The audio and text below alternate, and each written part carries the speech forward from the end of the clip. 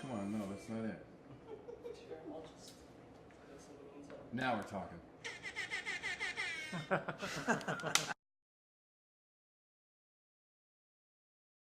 I went to the local club and I said, are you in need for DJs? And he said, are you a DJ? The owner said to me.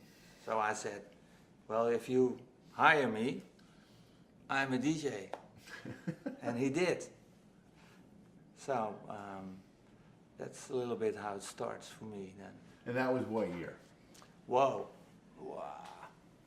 I was probably, it was in like 1980. So tell me what it was like in the beginning of your club days as a night crawler.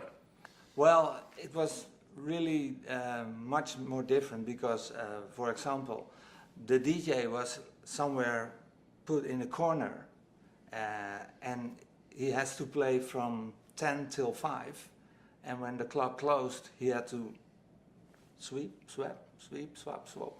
Swipe the floor. Swipe the floor afterwards. You also played really long sets. Yeah, from 10 till 5, 3 nights a week. Wow. And then I was also working in a record store, so I didn't see much sun, Yeah, daylight. and also the first time I met him, he looked like a zombie. And now I know why. Was this Stalker? Yeah, That was where you were playing 3 nights a week. yeah, Amazing. yeah. I started there. That's crazy. I got to play in the club that you I many know. times that you played in the It beginning. still I know. exists. That's Still crazy. exists. Yeah. In '84 I went to high school, and at that school you could throw like parties for your class, but also there were school parties. Mm-hmm. So at first, like at Friday nights, you could, like once in 4 or 5 months, you could throw a party with your class.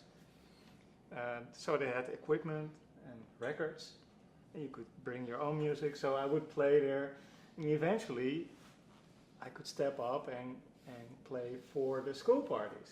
So I joined like this group at school. After school time, you could join like a group. You could do sports or you could do whatever.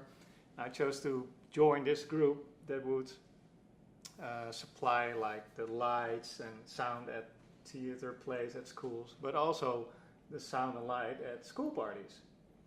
Okay. So they had a massive record collection, and we bought like records with the money we got from throwing the school parties. So we went with money to Amsterdam to buy 12 inches. So it was an insane record collection, and so I started working for this group, like doing the lights and sweeping the floor and doing bar shifts or being at the door. But my ultimate goal was to be on stage and DJ.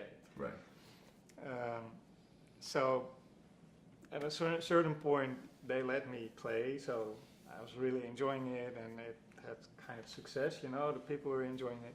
But then, like in '87, the first acid records came up, and first I was like, these are weird records, but like after a while I was like, okay, I'm getting this, and I'm even loving this. So I started playing acid house at these parties, and all these kids were like, we want to hear Madonna, and there was even the teachers were having a meeting about this kid who was playing like the devil's music or whatever, and it was me playing, I don't know, humanoids and You asked for it. I was like, he's talking that up. oh, yeah, sure. Wow. Rene invited me to the studio. He liked my music, and so then I went to his home and he played me some of his stuff, and I started laughing because it was so creative. It sounded like shit, but it was really creative, and I was like, maybe we should do something together because I know how this stuff works. Right. And we can maybe use your creative ideas and weird stuff and make a record with it. So we made a track called Toma Vira La Mandarina. It was based on a demo René made.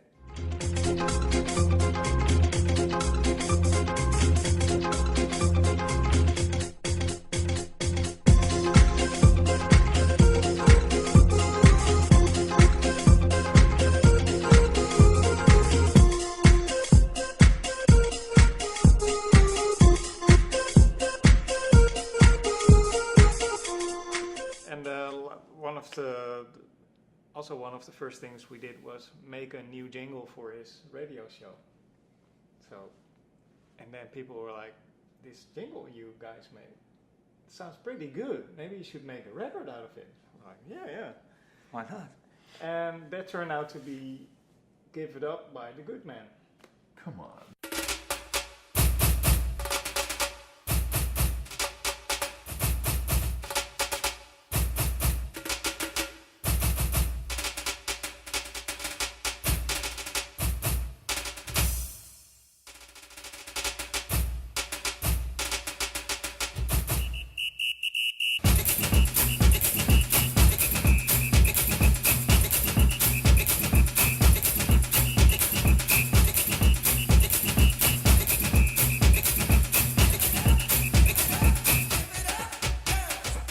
That was the jingle for your radio station. Yeah. Pretty good jingle. Yeah. I thought, okay, maybe we have this Good Man Give It Up record. We thought it was pretty good. So you have to imagine we both went every week to Outland Records to buy records.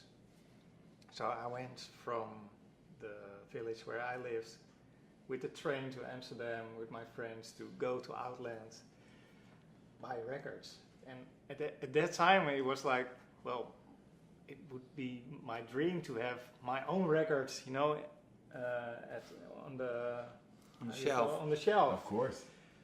So with one of my first records, it actually happened. So it was like a big moment. Like it was my solo record actually. And then when we made Give It Up by Goodman, we were like, maybe Outland Records is interested in releasing this, because they were putting out a lot of interesting stuff by Dimitri and Eric Nuhan, and you know, they were really on top of their game at the time. And also those records were a big inspiration for, you know, The Good Man Give It Up and Valet de l'Alarme by René Ecoston, and all those records we released on Fresh Fruit. So we went to Outland Records, and we went to Peter Hovers, may he rest in peace. And we played him Give It Up, and he wasn't feeling it. So we were really, really disappointed. Then René was like, I know another guy with a record company, because he released Windows. Yeah, Windows. Yeah, Windows. The record I did with Olaf Bozowski. Right. Sil. The project name is Sil. And Classic rave record. Yeah. That would bring us to Rhythm Records. So yeah. Right. So, so you got rejected by Outlands. Yeah. So we drove to Rhythm Records in Amsterdam. We were like, we have this track. It's awesome. But first, we had two versions of the track. The one with the drums, we all know. Right. And we had more house 4 to the floor drums. And in the beginning, also Rhythm wants to release the one with the normal 4 to the floor house rhythm, but not with the drums, because it didn't start like actually it was, how do you say, out of... Yeah, it was not quantized. No, it started with the drum intro. And I thought it was a bit weird, but we were like, but we really want to put this out. Maybe you should put it on the B-side. So if you look at the first Fresh Fruit release, it's actually on the B-side. But to finish the story is that we thought Rhythm Records wasn't cool. Outland Records, that was cool. Right. but also like Merc Records. You Yeah. know, that was the cool label, or you know, yeah, I had all these labels that had But especially because of the artwork. the artwork. They had not such cool artwork at Rhythm Records.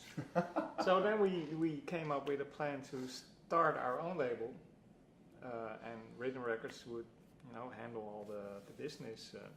So we came up with Fresh Fruit, and so the Goodman Give It Up was the first Fresh Fruit, and we ended up selling hundreds of thousands of copies. You know? I'm sure. I mean, I have so many memories of that record. Yeah, going it out went to raves. number 1 in the Billboard Dance in the US, and like number 6 in the UK, like top 40. It went to top 10 Netherlands, Germany, Spain.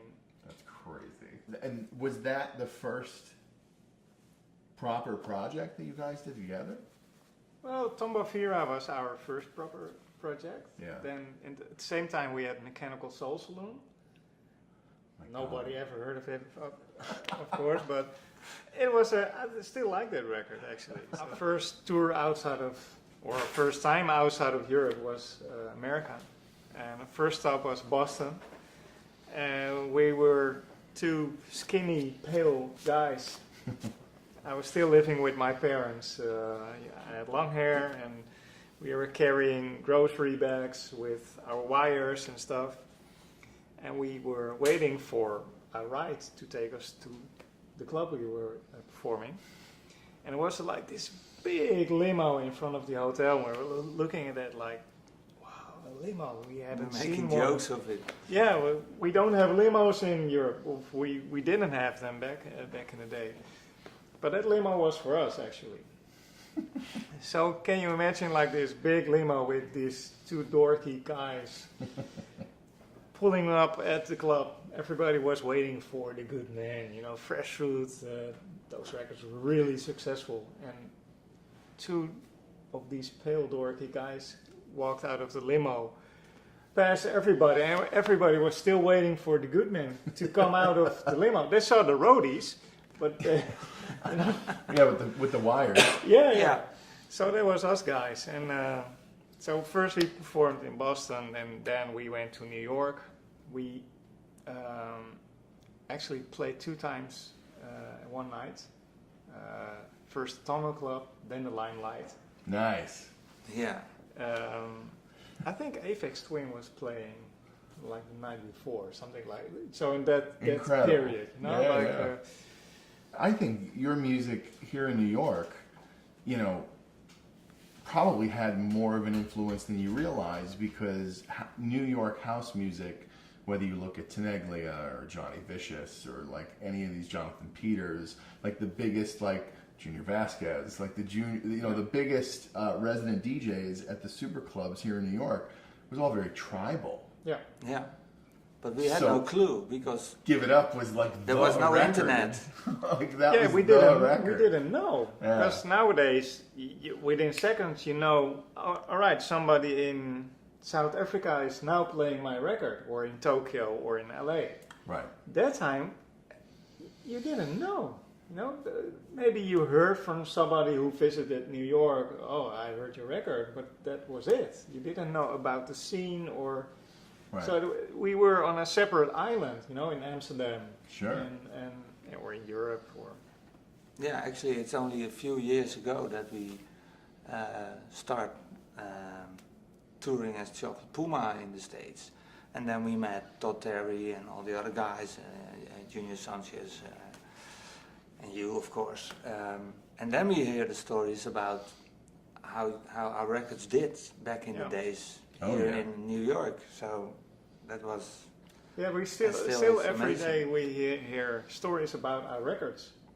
You know, that like a record from '94, and somebody tells a story about it, and that's amazing. That we made something like 25 years ago, and there's a story behind You it. guys had Fresh Fruit, and at the same time, you had another label. Yeah, I ran another label with James, label called Touché Recordings. Released like in the same like in the same way we release records on Fresh Fruit, we also did that on Touché. So most of the Touché releases were by us, by me and Alex James. So it was 51 days, translators, starter box inhibitors. I had my own project, R Factors. Alex had his own projects. So it was like Alex was really into techno. I was more house guy, and we kind of combined those two. So I ran that label together with Alex, like between '94 and 2004. Wow, I didn't realize that went on for so long. Yeah. And what were the dates of Fresh Fruit, just for comparison? 92 till 94. Oh, that's it? Yeah. Oh, okay. Because after that... We stepped away from Fresh Fruit, but the record label who was hosting Fresh Fruit continued with Fresh Fruit with other artists. So until I think Fresh Fruit number 20 or something, that's us, all the records. And after that, there were different artists on the label. So tell me about JP. We started JP because as a reaction to the success of Fresh Fruit. Because it was so popular, people were buying it without listening. And we thought that was not cool. Well, in the 90s, huh? You have to listen first before listen you buy to the a record. Yeah. So we came up with JP Records, really anonymous, like weird labels. And the first JP was Jark Prongo, Shake It. Great record. Thank you. Shake it. His voice, actually. Yeah, and so we, during like the 90s and also in the 2000s, we released, records on JP, like records that wouldn't fit on our other labels. And also one of the JP releases was Chocolate Puma, I Wanna Be You, the first Chocolate Puma in 2000. Wow. And actually, we didn't put that much on the label at that time. Only Chocolate Puma, I Wanna Be You, and an email address we made specially for that record. So when we released the record, like 500 copies, 500 copies, there was no response from anybody or whatever. And then actually after a few months, we realized that we forgot that we put an email address on the record. So we went into the email account, and then we saw loads of reactions of people who liked the record. And but also offers from record companies like, we want to release this. And actually, one of the guys was Pete Tong. So he sent us an email, and then... he sent us an email saying, please send me another copy because mine is worn out. Oh, yeah. Yeah. And we ended up releasing it with Cream in England. Oh, okay. And it went to number 3 in the UK Top 40. And also another funny thing is that, so they had big success in England, so we went to the Dutch radio with this record, and they were like, no, we're not going to play this. We don't know why, but... I mean, come on. I mean, the times were so different, and music was so different then. It's amazing that stuff pierced through in the UK. And did you guys do more work in the UK? Did you see more stuff come through from there? We did a lot of remixes, actually. Yeah. So not necessarily gigs, but a lot of remixes for Post Diva, for Defected. I think the first remix we did for Defected was for Roger Sanchez, You Can Change Me. Nice. Jark Prongo for the weird stuff, Chocolate Puma for the vocal. The weird stuff. I liked the Jark Prongo record. Yeah, me too. Yeah, we always said if we did a track with vocals, we really like to do, but after doing that, it takes a little bit more time to get the vocals right and stuff. And, Sure. And when we finish, and we say, okay, let's do weird now. Let's make a Jark Prongo. Yeah, I mean, it's balance. Yeah. That's yin and yang. Yeah. I mean, but I think it's great that you decided to kind of take that on as one, and you were like, well, Yeah. Now, if we want to make a vocal record, or we want to make a weird record, or heavy, or underground, or whatever, it's still Chocolate Puma. Yeah. I mean, that's, and you know what, to be honest, I mean, you guys were probably on the forefront of artists who were doing that. You know what I mean? Who were sticking to kind of one thing and doing so many things under one kind of moniker. I mean, I think back to that time, and I don't think there was too many people that were that brave.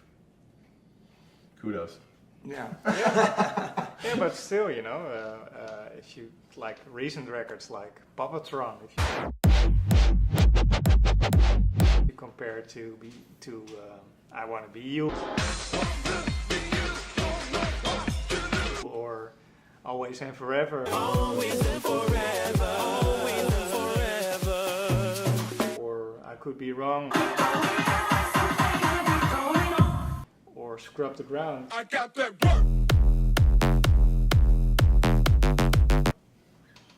It's really different, but it's still our sound. No, it's our production, and it's our identity.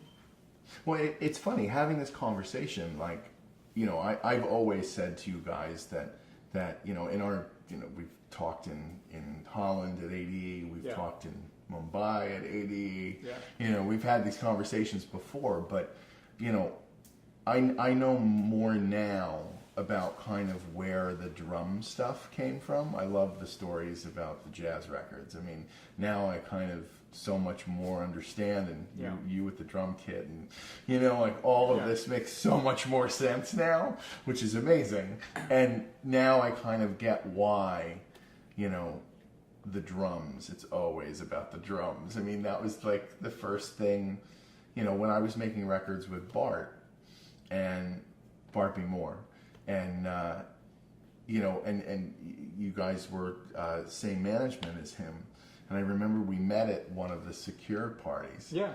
And I didn't really know too much. I mean, I'd played Jark Prongo records, but I wasn't really up to speed with what the Chocolate Puma thing was all about. And when I really started to kind of immerse myself in it, I was like, what is going on with these guys and their drum programming? Like, these records are crazy. And it was just, you know, that was kind of the common thread through all of it was drums. Yeah. And it's funny because really your first big record was just drums. Yeah. Like, it's just drums. Yeah, and then you go back and for me, you know, I see myself as a little kid with this big drum kit. That's incredible. You know, so... One thing I think I have to say about your DJing is that as many times as I've heard you DJ, you're two of the only people that I've ever heard play where if you're not paying attention, typically when two people are playing together, you always know like which record is whose. You know, like you turn away for 2 seconds and you know like, oh, that's the other guy's record. Like, you guys share a brain. When you play records, like, it is indistinguishable. It's so fluid. But obviously that comes with years. But but also, I mean, it's not that I play from our stick only that records and he's playing the other records. Right. But I think it's not only in the records you can recognize us, but it's also in the timing when the record is dropped. Because Gaston is most of the time more in a flow. I like that too, but I like to do something completely different out of the blue. And now for something completely different. Yeah. So yeah, I think it's a combination of, because one night he can play Puppetron and the other night I can play it. Yeah. So. But no matter how it goes down, it's always a crystal clear flow, and that's very rare. Like, you know, typically when two people play together, well, I mean, you know, these days there's not too many duos.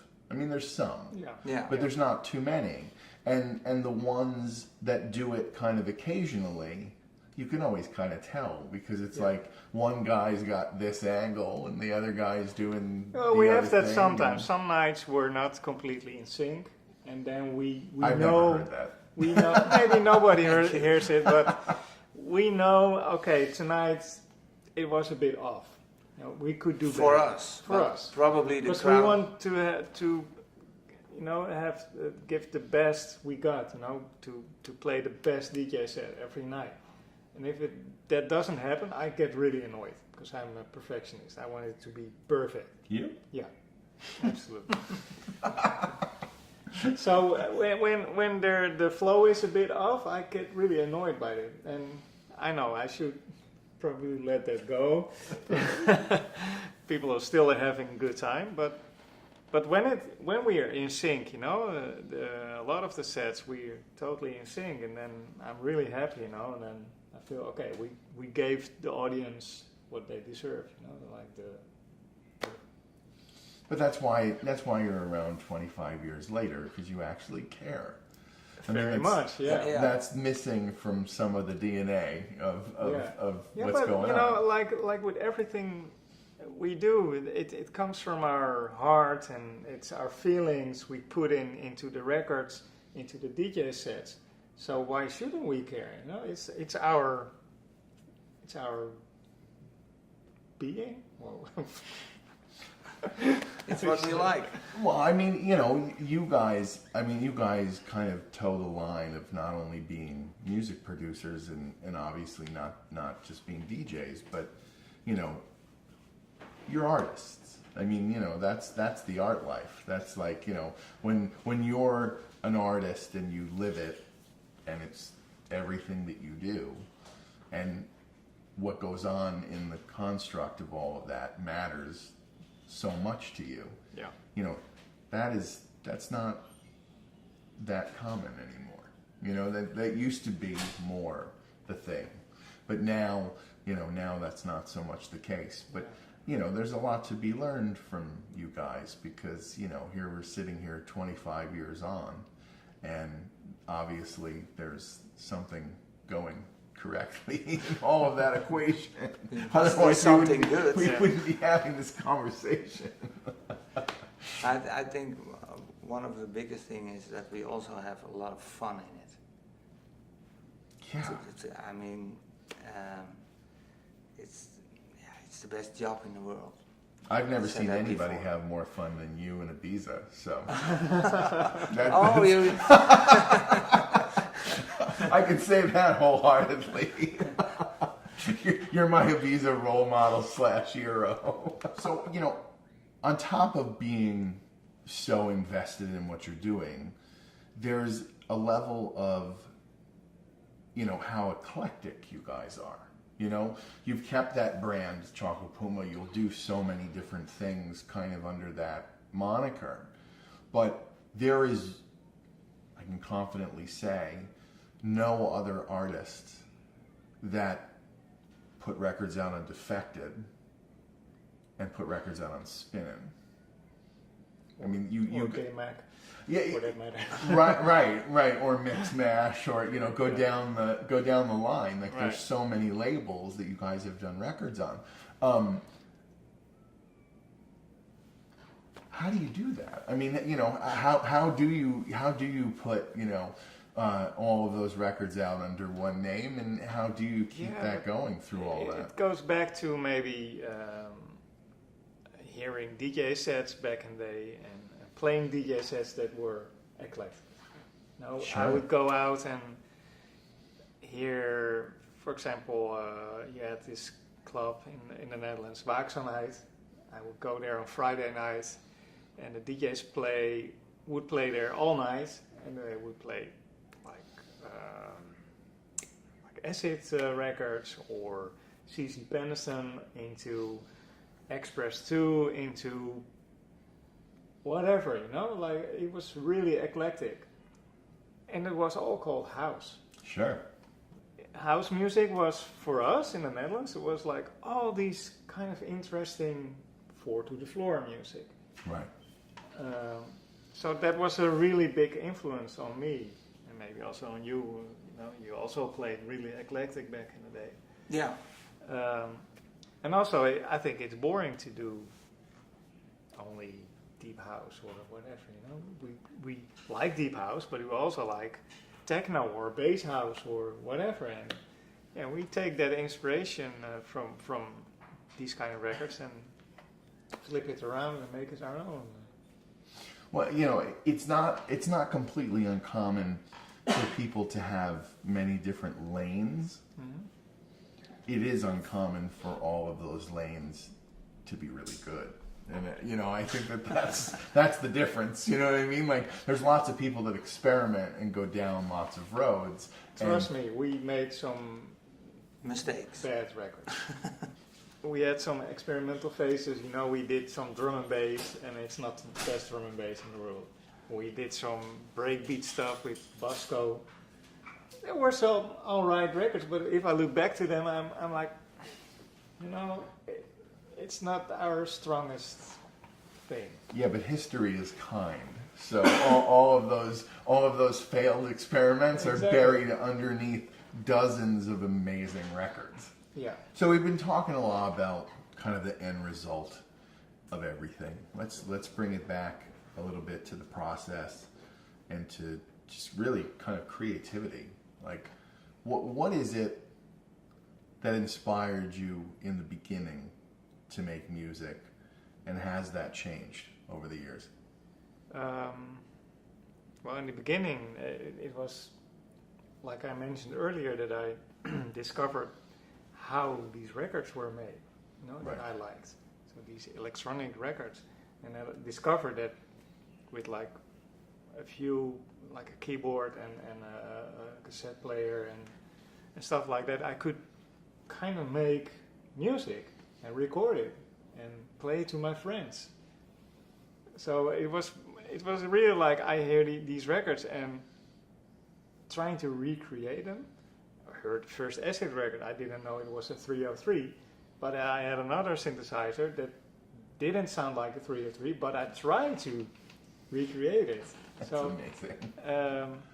and also, you know, I made like remixes or bootlegs of tracks or of records that had acapellas on the B side. So I made a new beat or piece of music on the acapella. And you put those on SoundCloud. Sorry. I've worked alongside a lot of people in my career, and the way that the two of you make music and the process that goes on in your studio is unlike anything I've ever seen. And that's for a number of reasons, some of which I can't really explain. You know what I mean? Like, a lot of it is vibe. You know, a lot of it is that, you know, one thing that I've noticed, which we haven't really brought up, is that you guys have this unbelievable work ethic where you're in the studio. If you're not on the road, Yeah. you're in the studio. You're making music every day. Yeah. And, you know, that's a huge, I mean, to anybody out there who's making music now, you know, just because you tinker around with whatever it is you're doing for a couple of hours every day, that's not the same thing.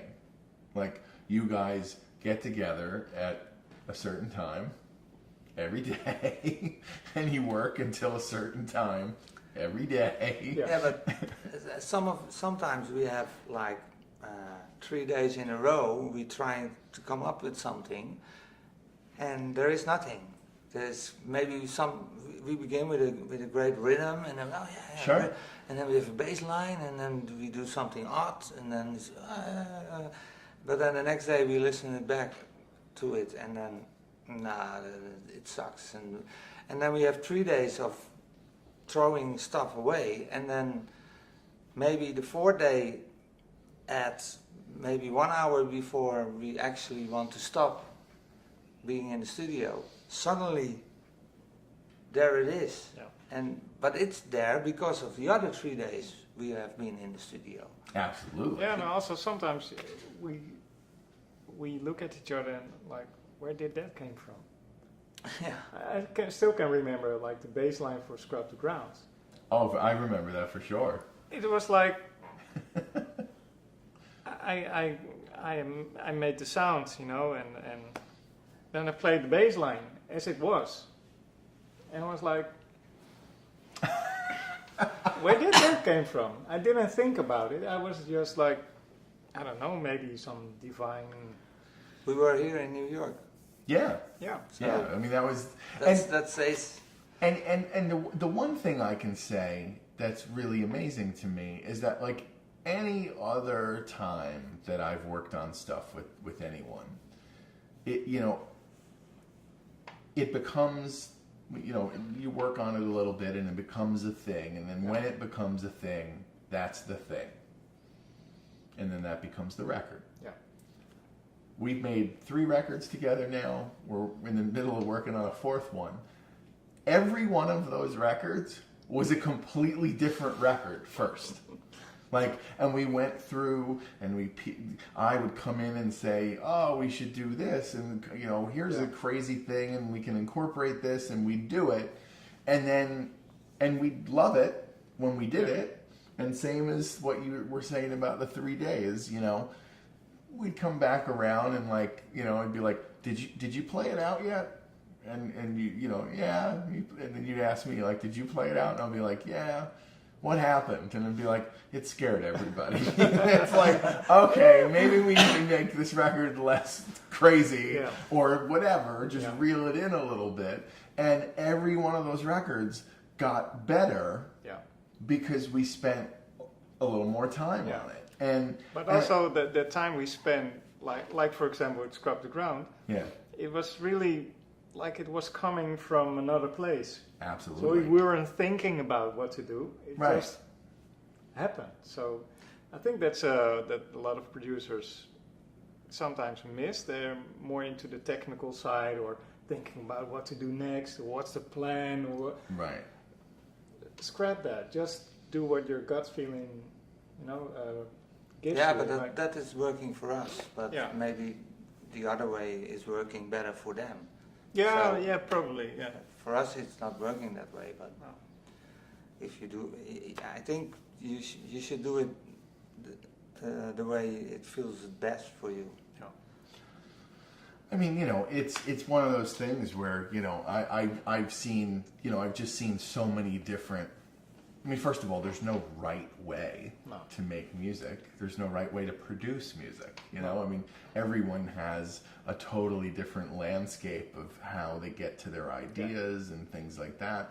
So it's, you know, it's just so refreshing to see not only how often you're successful at it, but the amount of discipline that goes into it. I think that's what's remarkable and is a real teaching moment for the rest of the world, because, like, that's, you know, what I feel is missing from a lot of other circumstances is there's not that discipline. It's not like every day you're working for 8 hours a day to get to the goal, you know, like that's when the good stuff comes, you know, like, and you can't get there piecemealing it, you know what I mean? No. So there's a lot of work we put in, but also you're making sounds or I'll be at home like listening to weird music or to new promos or whatever. So there's a lot of like preparation, like before that moment that you're in the studio, and then all of a sudden there it is, and you're not sure where it comes from, but at the same time it comes from all that preparation and all that work that you do before. The one thing we haven't really touched on at all is, you know, we've talked about making records, and we've talked about a lot of these records, but we haven't talked about the remixes that you guys have done. You've done a fair amount of remixes. Yeah. Is the difference, like when you go into the studio with a remix, is the process different than when you're making an original? Yeah. We start with something. Yeah. If we're making an original, we start with nothing. But now we have vocals or bass line or drums. Most of the time we throw it away, but there is a guideline to start. And also I think, of course we have to like the record to remix it, but we also have to think, we can do something better with it. Because sometimes people ask us, producers ask us to remix a record we really like, and then we find out we cannot remix this because it's already there, it's already good. Right. So There's also a kind of pressure thing, because the label asks you, well, can you remix this record? And you say, okay. And can you finish it in 2 weeks? Sometimes in 1 week or 3 weeks. So there's a deadline and there's expectation, and you have to deliver this remix. So there's a pressure, you know. Mm. And when we're making our own stuff, we're just goofing around and you know, making music without Right. any pressure, or so that's a big difference. And also sometimes when we get to remix a song, sometimes like within hours it's finished. Like it clicks, you know. It's like, okay, inspiration strikes and all the stars align. And but sometimes we're like busy with this record for 3 weeks and have 27 versions, and that's really annoying. V27. Seriously. Well, no, what I was going to say is you know, I find inspiration from film, art, books.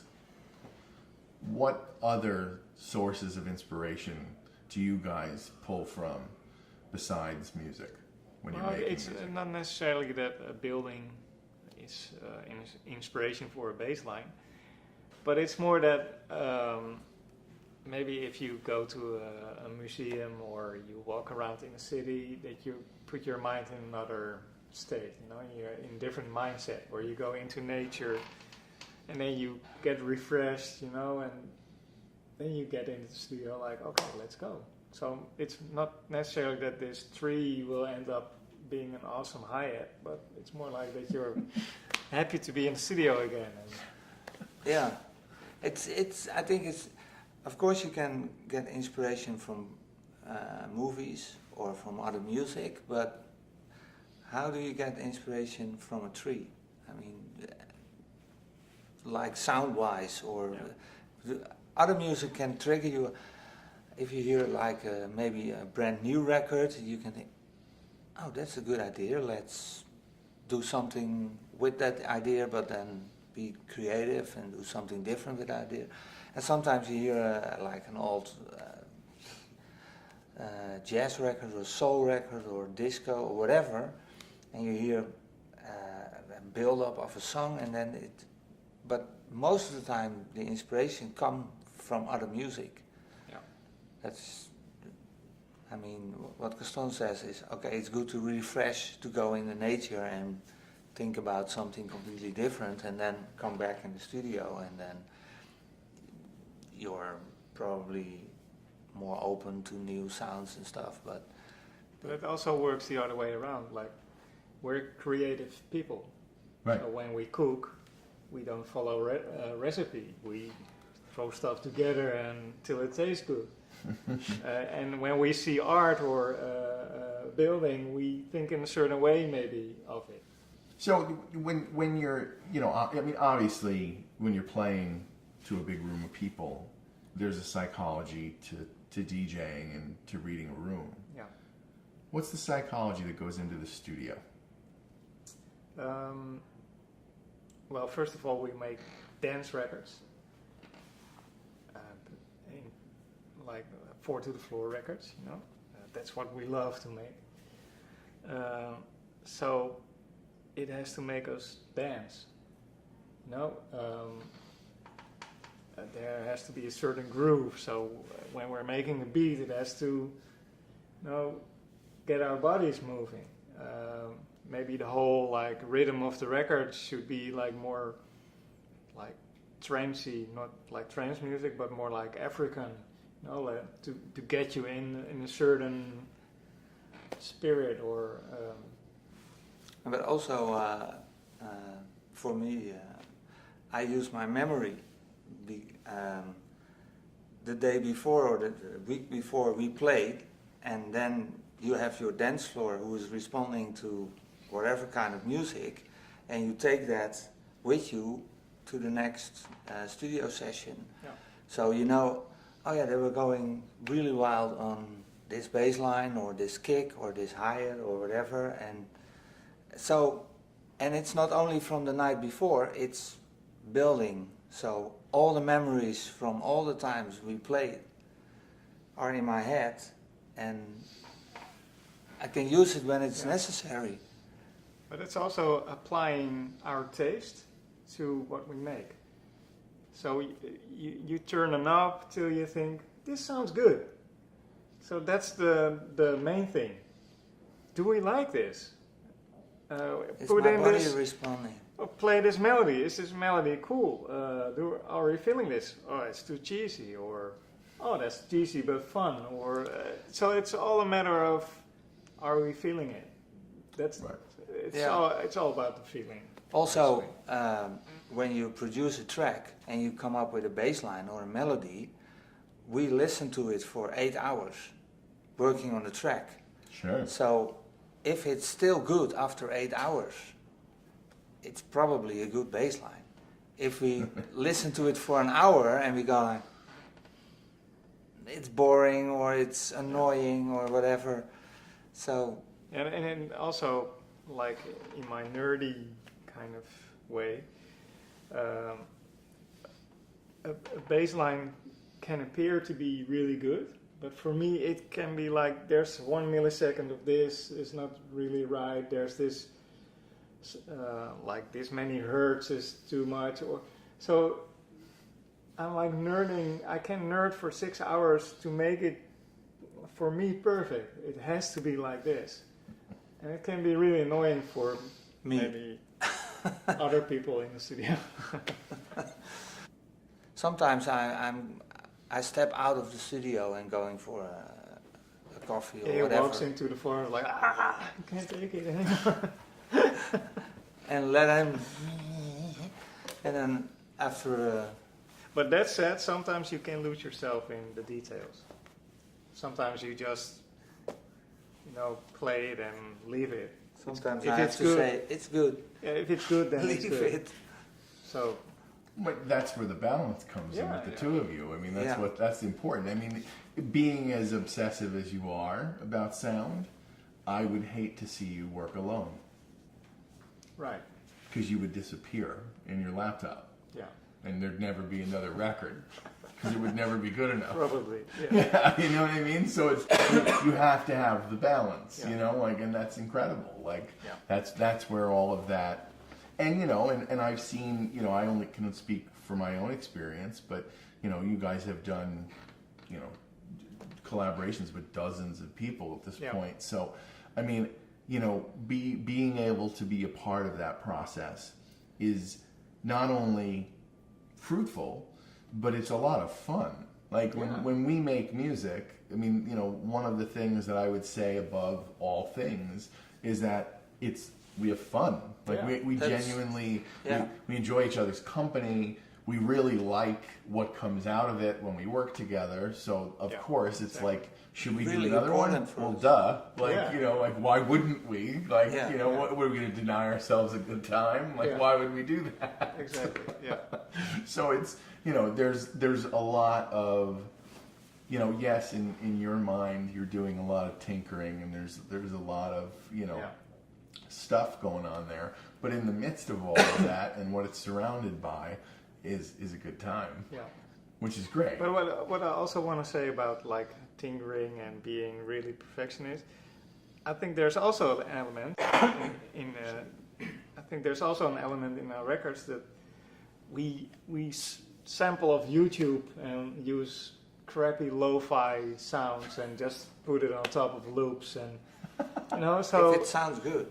yeah, but that gives the records a kind of a certain kind of character, Sure. and sometimes I hear cool records, but then I think, okay, it's a good record, but I would have made it differently, Right. I would have made it more crunchy or leave more noise in it. So Actually, It's like two things. I'm a perfectionist, but also I like to just throw stuff in to make it a cool record. But the one thing which I would be remiss to not bring up is that when we were working on our first record together, and I remember saying to you, I was like, okay, well, zip up the stems and I'll send it to Wired so they can master it. And you were like, why would I do that? Yeah. And I said, well, what do you mean? And you said, we've never sent a record of ours off to mastering. We've always mastered our own records. Yeah. There are very few artists that can say that. Yeah, but for me, I think every step in the process of making this record is a creative decision. I mean, agreed. So, from choosing the sounds, playing the melody, to mixing the beats, or putting on a reverb, or mastering, it's all a part of what the record is, no? So why should somebody else do that? I mean, yeah, we tried it sometimes. If we had a collaboration with somebody else who said, I really want to go this to the mastering, so we send it, but they send it back and say, we cannot do a better job, or they send it back and try to do a better job. Nothing against the mastering, of course, but it didn't sound us anymore, because it's they all bring about up the bass or yeah. the hi-hats or whatever, or too much reverb, or I don't know what. But when we had the analog mixing board, it was a very expensive thing we bought with our first money we owned with selling records. Then the guy from the shop who sold it to us came into the studio, and there was like white noise coming from the speakers and black noise, and I don't know what kind of noise. And he said, That's a good name for a group, Black Noise. the black There noise. was an artist, Black Noise, actually. Go ahead. But he said, you're the first artist or the first producers who can make so much noise out of this mixer, because this is the most quiet mixer of them all. Where come the noise from? And we said, we like noise. Yeah, because we had all the channels distorted, and because we wanted to make like Noise. really rough track, and he was really shocked.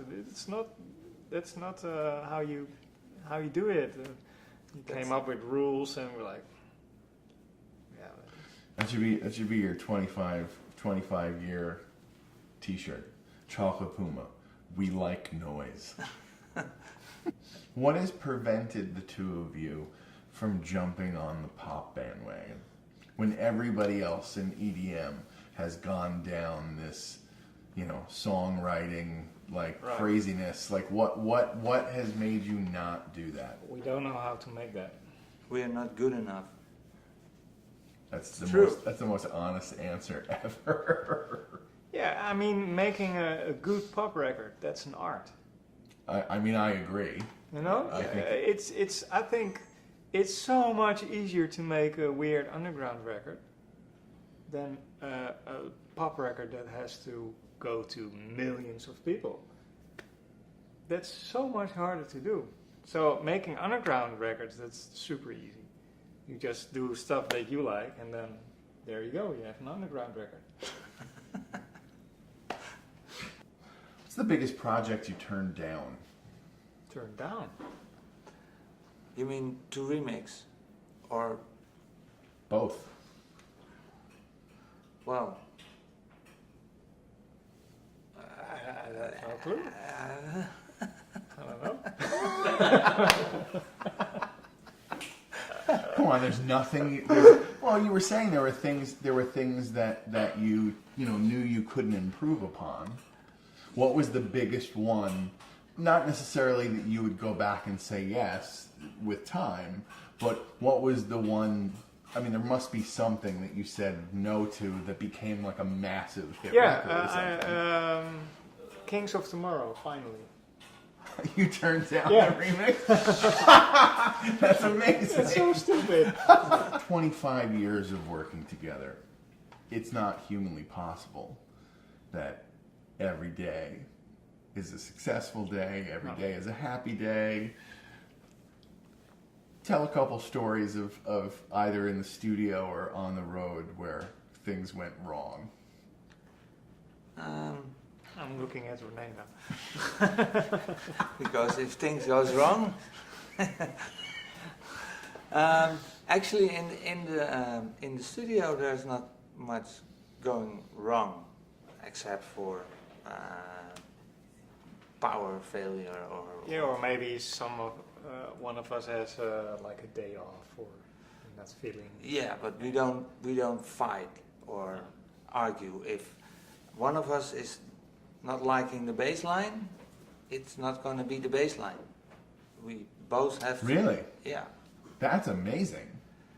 There's never been like a deal breaker where you've been like, no, I want this to be like this, and that's it. Maybe if one of us says, I'm not sure about the bass line, that can be he has his day off or something, or a bad day or whatever.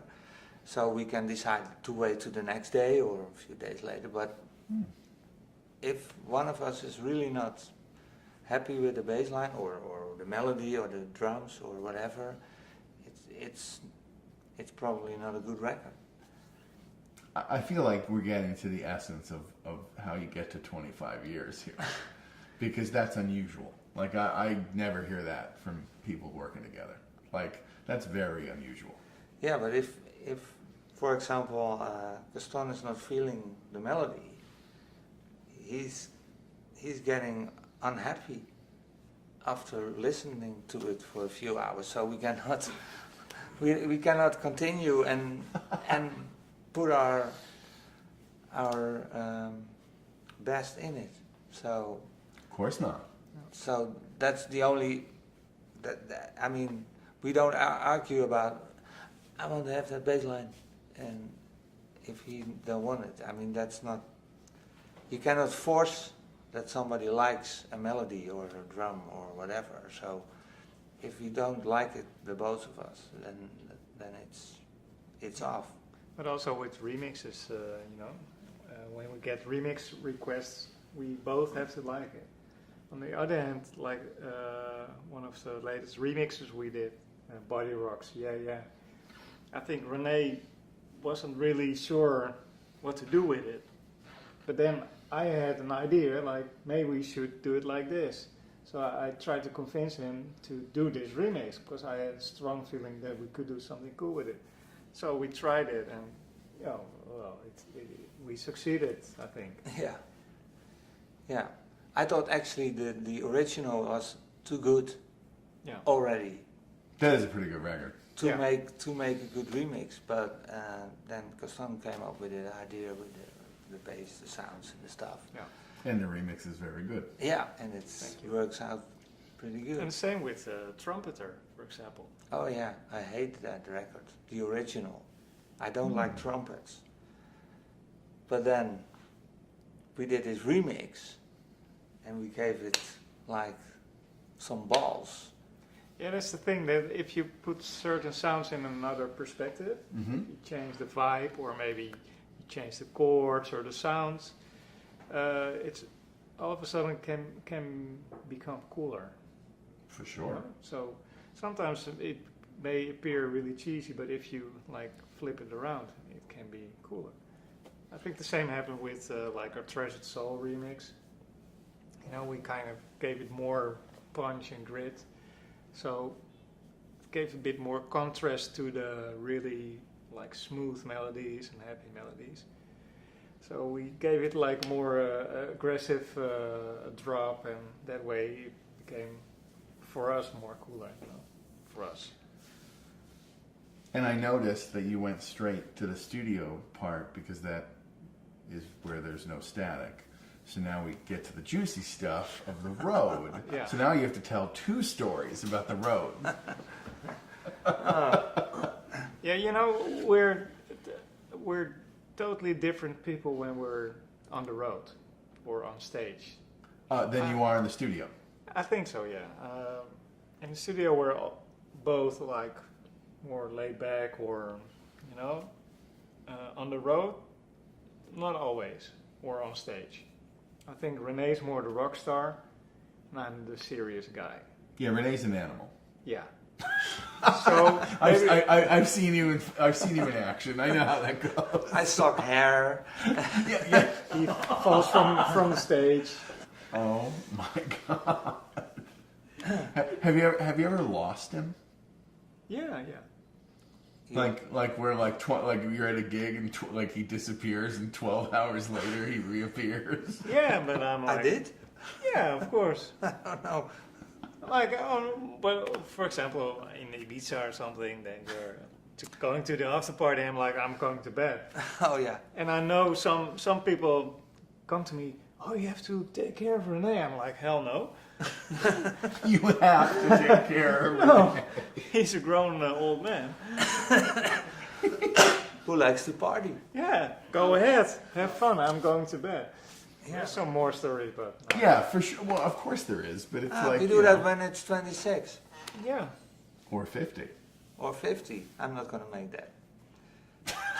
This guy. I'm not gonna make that. Impossible. Come on, it's like with modern technology, people live to like 100. Oh yeah, I like that. Yeah. Take out my brain and put it in a robot and live forever. Here we go. here's the aforementioned rabbit hole we spoke of earlier. I don't want to leave this world. Yeah, there you go. Never. Quit falling off the stages, and you'll be. I want okay. to experience iPhone 25.